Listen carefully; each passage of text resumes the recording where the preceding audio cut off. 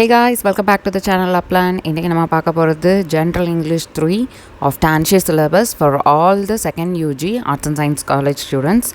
So இன்றைக்கி unit 1ல் poem 2 பார்க்க போகிறோம். சீதா டோருடட் அப்படின்ற poet எழுதின ஒரு poem தான் சீதா.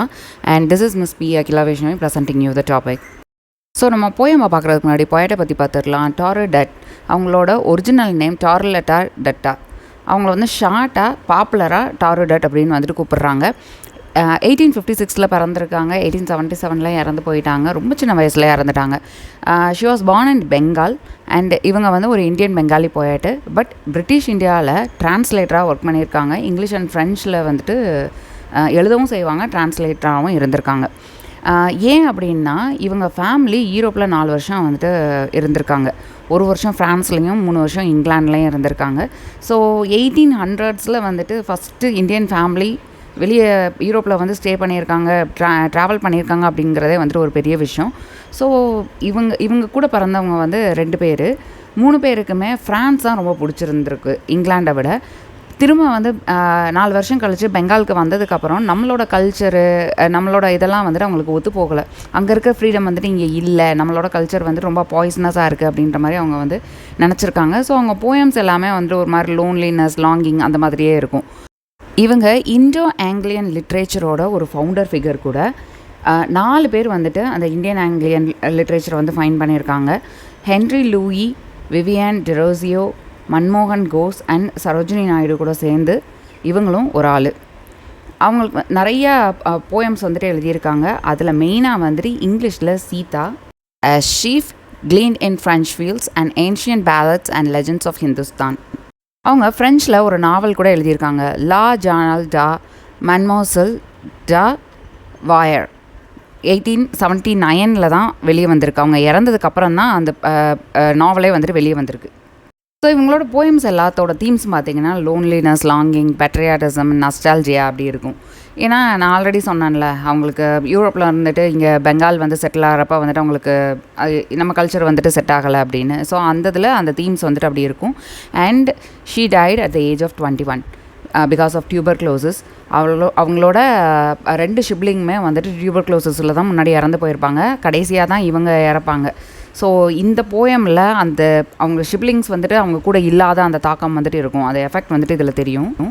ஸோ போயம் பார்த்திங்கன்னா ரொம்ப சிம்பிளான வேர்ட்ஸில் தான் இருக்குது. ஈஸியாக வந்து புரிஞ்சிடும். நம்ம ரீட் பண்ணாலே வந்துட்டு நம்மளுக்கு என்ன போயம் அப்படின்றது வந்து புரிஞ்சிடும். லிட்ரல் மீனிங் நம்மளுக்கு ஈஸியாக புரிஞ்சிடும். டீப்பர் மீனிங் அப்படின்றது தான் கொஞ்சம் வந்துட்டு இது.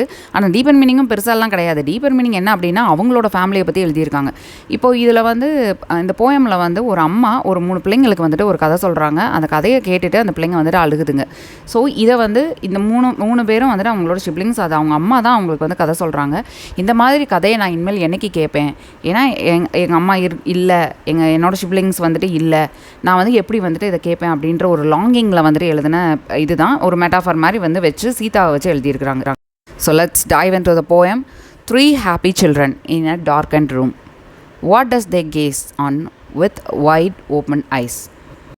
So 3 happy children darkened ரூமில் உட்காந்துருக்காங்க. 3 ஹாப்பி சில்ட்ரன்ஸ் என்ன darkened room. Darkened room எதுக்கு அப்படின்னா, நம்ம இப்போ ஒரு வீடியோ பார்க்கணும், மூவி பார்க்கணும், இல்லை சீரிஸ் பார்க்கணும் அப்படின்னா நம்ம ஃபஸ்ட்டு என்ன பண்ணுவோம், நம்ம ரூமை வந்து டார்க்கன் பண்ணுவோம். இருக்கிற கர்டைன்ஸ் எல்லாம் எழுத்து விட்டுட்டு அதுக்கப்புறம் வந்து லேப்டாப்பையோ டிவியையோ ஆன் பண்ணுவோம். ஏன், நம்ம அந்த மூவியோ ஏதோ அந்த பிக்சர் வந்துட்டு நல்லா தெரியணும் அப்படின்றதுக்காக. ஸோ இங்கே என்ன மீனிங் அப்படின்னா, டார்க் அண்ட் ரூமில் அந்த பிள்ளைங்க இருக்கிறப்ப அவங்களோட இமேஜினேஷன்ஸ் வந்து ரொம்ப விவிடாக வந்து ஸ்க்ரீன் மாதிரி வந்து ஓடும் அப்படின்ற ஒரு மீனிங்க்கு கொண்டு வந்தது தான் இந்த 3 happy children in a darkened room. What do they gaze on with wide open eyes? gaze அப்படிங்கிறது லுக்கு. அப்போ அவங்க என்ன பார்க்குறாங்க, வைட் ஓப்பன் ஐஸ் அப்படின்னா நம்ம ஒரு சர்ப்ரைஸ்னாலேயோ இல்லை நம்மளுக்கு ரொம்ப பிடிச்ச விஷயத்தினாலேயோ வந்து நம்ம கண்ணு விரியும். ஸோ வைட் ஓப்பன் ஐஸ் அப்படின்னா கண்ணு விரியிறது. கண்ணு விரிச்சுக்கிட்டு எதை வந்து அவங்க பார்த்துட்ருக்காங்க அப்படின்னு கொஸ்டின் கேட்குறாங்க. நம்ம தான் சொன்ன மாதிரி இது வந்து பொயட் தான். பொயட்டோட ஷிப்லிங்ஸ் அவங்க அம்மா. ஏன்னா 4 பேரும் உட்காந்து ஒரு ரூமில் அவங்க வந்து கதை சொல்கிறாங்க. அவங்க அம்மா கதை சொல்கிறாங்க. இவங்க 3 பேரும் வந்து கேட்குறாங்க சின்ன வயசில். A dense forest where no sunbeam price and its center a cleared spot there bloom. இதில் தேர் ப்ளூம் அப்படிங்கிறது அடுத்த சென்டென்ஸுக்கு போயிடும். ஸோ இது டென்ஸ் ஃபாரஸ்ட் அப்படிங்கிறது உங்களுக்கே தெரியும், ரொம்ப அடர்த்தியான காடு. வேர் நோ சன்பீம் ப்ரைஸ் அப்படின்னா, சன்பீம் அப்படின்னா சன்லைட்டு, பீம்ன்றது வந்து அந்த ரேஸ் வருதில்ல, அந்த இது வந்துட்டு சன்பீம் அப்படின்னு வந்து சொல்கிறாங்க. ப்ரைஸ் அப்படின்னா நான் மேலே மீனிங் கொடுத்துருக்கேன், ஃபோர்ஸ்ஃபுல்லாக என்ட்ரு ஆகுறது. சன்லைட்டு ஃபோர்ஸ் பண்ணி கூட உள்ளே நுழைய முடியாத அளவுக்கு ஒரு பெரிய காடு, ஒரு டென்ஸான ஃபாரஸ்ட்டு, அதில் and in it's centre a clear spot, அதில் நடுவில் ஒரு கிளியர் ஸ்பாட் இருக்குது. கிளியர் ஸ்பாட்னா மரம் இல்லாத ஒரு இடம், ஒரு மெடோ மாதிரி ஒரு இடம் இருக்குது. தேர் blooms gigantic flowers on creepers that embrace tall trees there in a quiet lucid lake. அந்த ஸ்பாட்டில் ஒரு டால் ட்ரீ இருக்குது, அதை சுற்றி க்ரீப்பர்ஸ் வந்துட்டு எம்ப்ரேஸ் பண்ணியிருக்கு அப்படின்னு எழுதியிருக்காங்க. எம்ப்ரேஸ் அப்படிங்கிறது வந்து நம்ம ஹக் பண்ணுற மாதிரி ஒரு ஃபீலு. ஸோ க்ரீப்பர்ஸ் அப்படிங்கிறது வந்து கிளைம்பர்ஸ், மரத்தை சுற்றி வந்துட்டு இன்னொரு செடி வந்து வளர்ந்துருக்கும்ல, அந்த மாதிரி இந்த மணி பிளான்ட் அந்த மாதிரி இருக்கும்ல. ஸோ அந்த மாதிரி ஒரு க்ரீப்பர் வந்து வளர்ந்துருக்கு. அந்த க்ரீப்பர் மேலே ஜைஜாண்டிக் ஃப்ளார்ஸ் வந்துட்டு ப்ளூம் ஆயிருக்கு.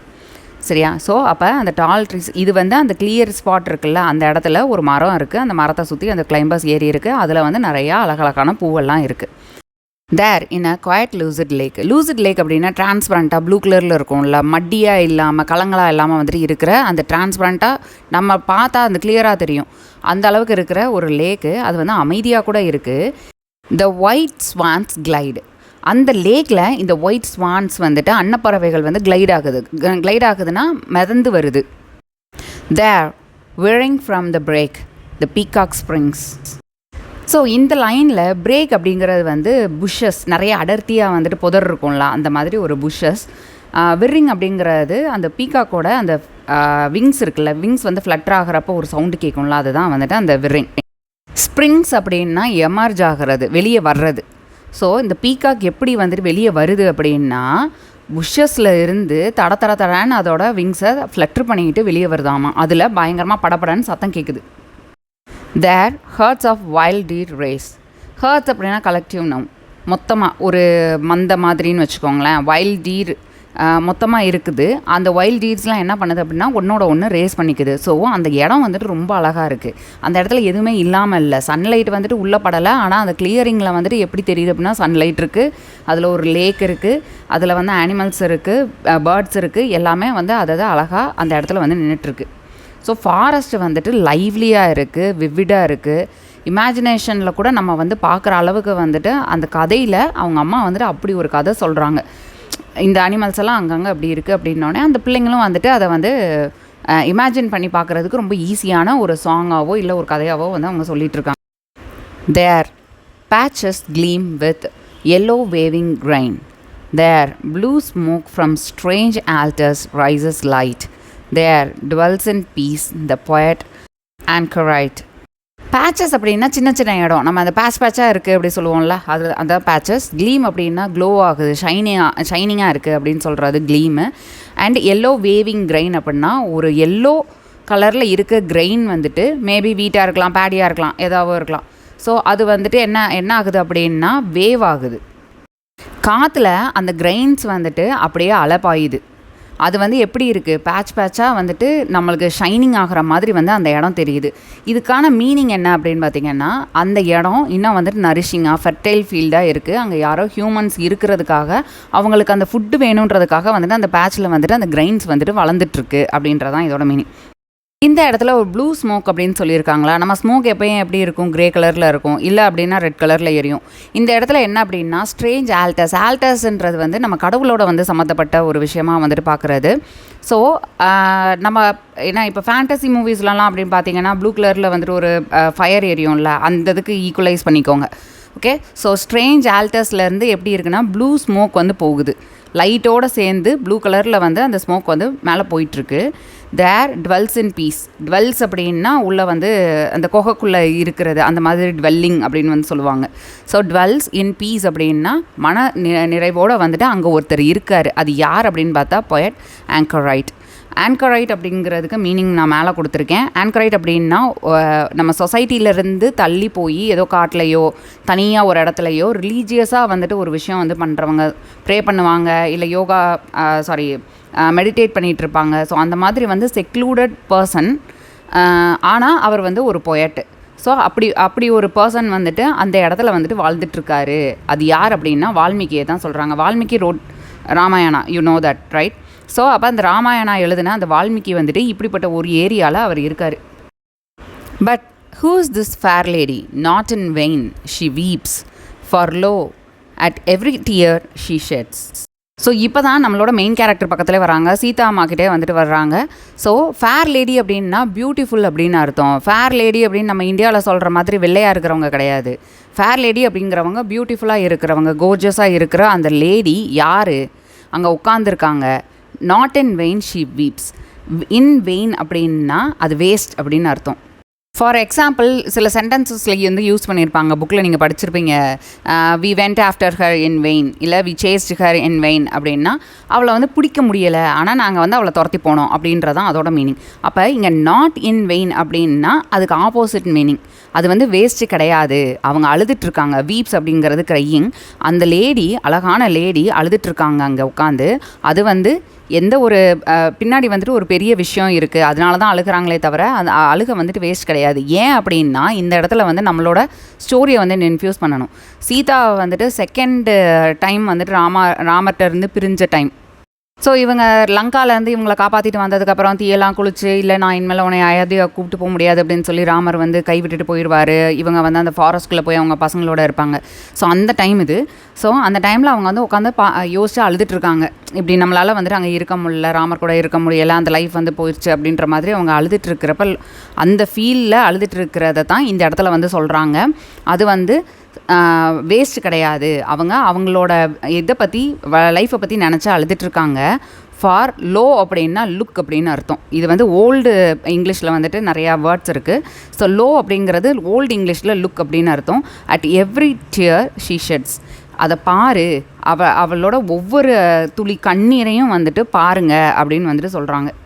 ஷெட் அப்படிங்கிறது சிந்துறது. ஸோ இப்போ நீங்கள் யோசிக்கலாம், என்னடா திடீர்னு வால்மீகியிலேருந்து சீதாவுக்கு வந்துருச்சு அப்படின்னா, வால்மீகி அந்த காட்டுக்குள்ளே உட்காந்து தான் இந்த கதையை வந்துட்டு எழுதினார். ஸோ அந்த கதையை வந்து அவங்க அம்மா வந்துட்டு இவங்க 3 பேருக்கும் வந்துட்டு சொல்லிக்கிட்டு இருக்காங்க. இப்போ நம்ம ஃபஸ்ட்டு பார்த்த அந்த காட்டோட டிஸ்கிரிப்ஷன், அந்த கிளியரிங், அந்த கிரெயின்ஸ் வளர்றது எல்லாமே வந்துட்டு வால்மீகி அந்த இடத்துல இருக்கார், செக்லூடடாக இருக்கார். அந்த இடத்துல வச்சு இந்த ராமாயண கதையை வந்துட்டு அவர் எழுதியிருக்காரு. இப்போது இவங்க அம்மா வந்துட்டு இவங்க 3 பேருக்கும், நம்ம போயட்டோட அம்மா 3 பேருக்கும் கதை சொல்லிகிட்டு இருக்காங்களா, அவங்க கதை சொல்கிறது வந்து அந்த ராமாயணத்தோட கதையை சொல்லிகிட்டு இருக்காங்க. இந்த போயத்தில் நம்ம பேசுகிறத வந்து அவங்க சொல்ல கிடையாது. அவங்க ராமாயணத்தோட கதையை வந்துட்டு அந்த பிள்ளைங்களுக்கு வந்து சொல்லிகிட்டு இருக்காங்க, சொல்கிறாங்க, இல்லை பாட்டாக வந்துட்டு சொல்லிகிட்டு இருக்காங்க. அப்போது இந்த இடம் வருது. சீதா வந்துட்டு என்ன ராமரார கைவிடப்பட்டு அங்கே வந்து ஃபாரஸ்ட்டில் வந்துட்டு இருக்காங்க. அப்போ அழுதுட்டுருக்காங்க அப்படின்ற இடம் வந்துட்டு அவங்க சொல்கிற கதையில் வருது. Tears from 3 pairs of young eyes fall amain, and bowed in sorrow o'er the 3 young heads. It is an old story, and the lay which has evoked sad Sita from the past. So அந்த கதையில் சீதா அழுகிறத யோசிக்கிறாங்க. இவங்க இமேஜினேஷனில் அதை வந்து பார்க்குறாங்க. அந்த இடத்துல அவங்க சீதா வந்து உட்காந்து அழுகிறாங்க அப்படிங்கிறத அவங்க அம்மா வந்து ரொம்ப விவிடாக ஒரு இமேஜினேட்டிவ் நரேஷனில் வந்துட்டு சொல்லிகிட்டு இருக்காங்க. ஸோ அதை வந்து யோசிச்சு இந்த பிள்ளைங்க 3 பேருமே அழுகிறாங்க. அமைன் அப்படின்னா இது வந்து ஒரு ஓல்டு இங்கிலீஷு. அதில் வந்து ஃபுல் ஃபோர்ஸில் அடிக்குதுன்னு சொல்லுவோம்ல, அதுதான் வந்து அந்த ஓல்டு இங்கிலீஷோட அமைன். அப்போ அவங்களோட கண்ணீர் வந்துட்டு ஃபுல் ஃபோர்ஸில் வந்துட்டு வெளியே வருது சீதாவோட அழுகையை பார்த்து. அண்ட் பவுடன் சாரோ, அவங்க தலை வந்து குனிஞ்சிருச்சு, தலை குனிஞ்சு அழுதுட்டுருக்காங்க. ஏன்னா நம்ம அழுகிறப்ப வந்து நிமிந்து அழுவோமா, குனிஞ்சு அழுதுட்டுருப்போம். ஸோ அந்த மாதிரி. So it is an old story. இது ரொம்ப பழைய ஸ்டோரி. அண்ட் த லே அப்படிங்கிறது வந்து பர்ஃபார்மன்ஸ். அவங்க அந்த ஸ்டோரி சொல்கிறாங்கல்ல, அதை தான் சொல்கிறாங்க. ஸோ இது இன்னொரு இதுலேயுமே வரும். போயம்ஸில் வந்து நிறைய லே அப்படின்னு யூஸ் பண்ணுவாங்க பர்ஃபார்மன்ஸ் அப்படின்றதுக்கு. அது வந்து சிங்கிங்காக இருக்கலாம், இல்லை ஆக்டிங்காக இருக்கலாம், இல்லை வந்து ஸ்டோரி டெல்லிங்காக இருக்கலாம். ஏதோ ஒரு பர்ஃபார்மன்ஸ் வந்து பண்ணுறாங்களா, அதுக்கு பேர் வந்து லே. ஸோ விச் ஹேஸ் எவோக் அப்படின்னா அதை வந்து தூண்டி விட்டுருச்சு. எதை பாஸ்டில் இருந்த சீதாவோட சேட்னஸை இந்த பிள்ளைங்களுக்குள்ளே வந்து தூண்டி விட்டுருச்சு அந்த ஸ்டோரி அப்படின்ற மாதிரி சொல்கிறாங்க. Is by a mother sung this hushed at last and melts the picture from their sight away, yet shall they dream of it until the day. அவங்க அம்மா அந்த கதையை சாங்காக தான் சொல்லிகிட்டு இருக்காங்க. ஏன்னா சாங் அப்படிங்கிறப்ப ஒரு மெலடிக்காக ஒரு சாஃப்டான நேச்சரில் இருக்கும் அப்படின்றதுனால இதில் வந்து சாங் அப்படின்னு வந்து சொல்லியிருக்காங்கன்னு கூட எடுத்துக்கலாம். அண்ட் ஹிஷ்ட் அட் லாஸ்ட் அப்படின்னா சைலண்ட், ஹிஷ்ட் அப்படின்னா சைலன்ஸ். ஸோ அதை சொல்லி முடிச்சிட்டாங்க, பாட்டாக பாடி முடிச்சதுக்கப்புறம் வந்துட்டு அவங்க சைலண்ட் ஆகிட்டாங்க. சைலண்ட் ஆனதுக்கப்புறம் and melts the picture from their side away. Melts அப்படின்னா உருகிறது. ஸோ அந்த பிக்சர் வந்துட்டு அவங்க இமேஜினேஷன் பண்ணியிருக்காங்களே, சீதா வந்து அழுதுட்ருக்காங்க, இப்படி இருக்காங்க, ரொம்ப வேதனைப்படுறாங்க அப்படின்ற பிக்சர் வந்துட்டு அவங்களோட சைட் அப்படிங்கிற அவங்களோட அந்த இமேஜினேட்டிவ் ஐஸ் அதிலேருந்து அந்த பிக்சரை உருக்கி எடுத்துடுறாங்க அப்படின்னு வந்துட்டு சொல்லியிருக்காங்க. மெல்ட்ஸ் அவே அப்படின்னா உருக்கி அதை வந்து கொஞ்சம் கொஞ்சமாக கரைஞ்சி போகுது அப்படின்றது தான். Yet shall they dream of it until they. ஆனால் இந்த கதை, இந்த சாங்கு அவங்க எப்படி சொன்னாங்க அப்படின்ற விதம் அந்த பிள்ளைங்களோட மைண்டில் வந்துட்டு என்னென்னைக்குமே இருக்கும். ஏன்னா அந்த அளவுக்கு வந்துட்டு அந்த ஸ்டோரி வந்து அவங்களோட மனசில் வந்து பதிஞ்சிருச்சு. When shall those children by their mother gather me as years at eventide. So இப்போ பொயட்டோட பாயிண்ட் ஆஃப் வியூக்கு வந்துருச்சு. டோருடட் என்ன சொல்கிறாங்க அப்படின்னா, when shall those children by their mother. அவங்க அம்மா வந்துட்டு ஒன்று இனிமேல் வந்து கதை சொல்ல முடியாத தூரத்தில் இருக்கலாம், இல்லை அவங்க இறந்து போயிருந்துருக்கலாம். சேம் தான் அவங்க சிப்ளிங்ஸுக்கும். ஏன்னா அவங்க சின்ன வயசில் டியூபர்குலோசிஸில் அவங்க 2 பேரும் இறந்ததுக்கப்புறம் கடைசியாக தான் டோருடட் இறந்தாங்கன்னு வந்துட்டு சொன்னேன் இல்லையா ஃபஸ்ட்டையும். ஸோ மேபி அவங்க என்ன யோசிச்சுருந்துருக்கலாம்னா, அம்மா இல்லை, என்னோடய சிப்ளிங்ஸும் இல்லை, நாங்கள் இனிமேல் எப்போ வந்துட்டு அந்த மாதிரி வந்து கேதர் ஆகும். மீ அப்படின்னா அலாஸ் அப்படின்னு வந்துட்டு ஒரு வேர்டு சொல்லுவோம்ல, ஓ ஐயோ சேட்லி அப்படின்ற மாதிரி. இயர்ஸ்ட் அப்படின்னா பாஸ்ட், ஈவென்டைட் அப்படின்னா ஈவினிங். அந்த பாஸ்டில் நடந்த ஈவினிங் மாதிரி அந்த ஸ்டோரி சொன்ன அன்னைக்கு அந்த ஈவினிங் எப்படி இருந்ததோ அந்த மாதிரி இனிமேல் நாங்கள் என்றைக்கு வந்துட்டு ஒரே இடத்துல கேதர் ஆகும், 4 பேரும் ஒரே இடத்துல இருந்து ஒரே மாதிரி வந்து கதை சொல்லி இது பண்ணுவோம் அப்படின்ற ஒரு லோன்லினஸை வந்துட்டு இந்த போயமில் சொல்லி முடிக்கிறாங்க. Thank you for listening to this guys, and thank you for your support, and share with your friends, அவங்களுக்கும் பெனிஃபிட்டாக இருக்கும். and comment what other prose and poems you want. வேறு எதுவும் இந்த கரிக்குலமில் இல்லாத போயம் ஆர் ப்ரோஸ் வந்துட்டு எக்ஸ்பிளைன் பண்ணோம் அப்படின்னு நினச்சிங்கன்னா கமெண்ட் செக்ஷனில் சொல்லுங்கள். I will get to it.